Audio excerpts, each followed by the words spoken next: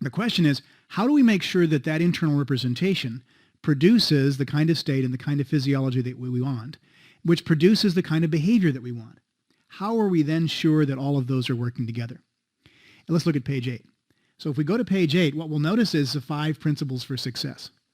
These are real important in terms of NLP. Prior to NLP, many therapists, actually it was prior to Milton Erickson, many therapists really didn't have an outcome for doing therapy.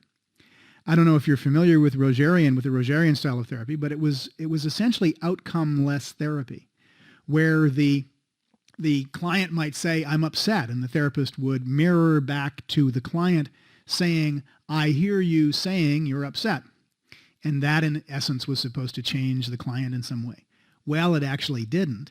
And Erickson was one of the first people to say to the people who were his contemporaries, look, I think you ought to have an outcome. When you're doing something, you probably ought to have an outcome or an idea of what it is that you're doing. Well, from an NLP point of view, we always want to know our outcome. Whenever we're doing NLP, it's probably a really, really good idea to have a clear idea of what it is that you want to accomplish. And then to take action. Number 2 is to take action. Obviously, if you have an idea but you don't do anything about it, nothing's going to happen. Then the third thing is to have sensory acuity. And we're going to talk in future programs about having sensory acuity. How do you look at someone else and notice what kind of things are going on inside them? There's a real powerful set of techniques in NLP for paying attention to other people, and we're going to talk about that in our sensory acuity section. Next is to have some behavioral flexibility, the kind of flexibility that I remember for me, when I was in sales, if somebody wasn't listening to me, I used to talk louder and faster. And I'm from upstate New York, and I can talk pretty loud and pretty fast. And that didn't work very well.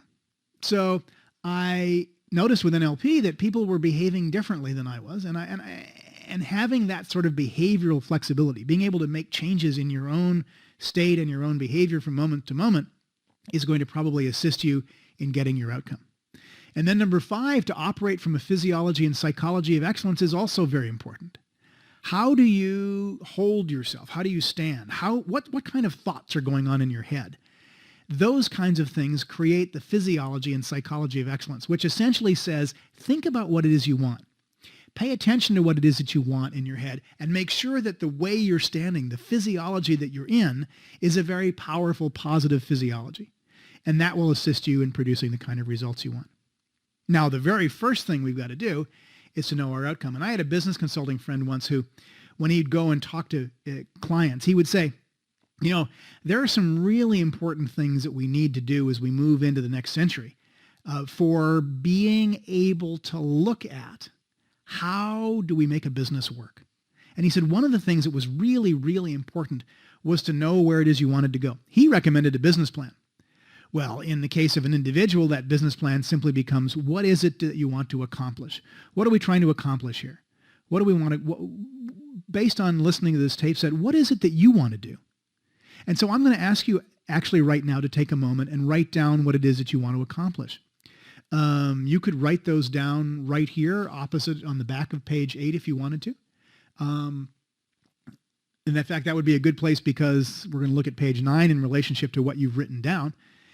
So why don't we take just a few minutes? And what I'd like you to do, if you would, is to actually take we'll take just about 7 minutes to go ahead and write down our outcomes for listening to this tape set. So I think what we ought to do is just take a few minutes, and I think probably just about 7 minutes, to go ahead and write down your goals and your outcomes for becoming a practitioner of NLP. So just go ahead and write, and I'll time you, and you can just let the program play on while you do. And we'll put on some, I think this is really good music to set goals by. For some of you, this may sound somewhat familiar.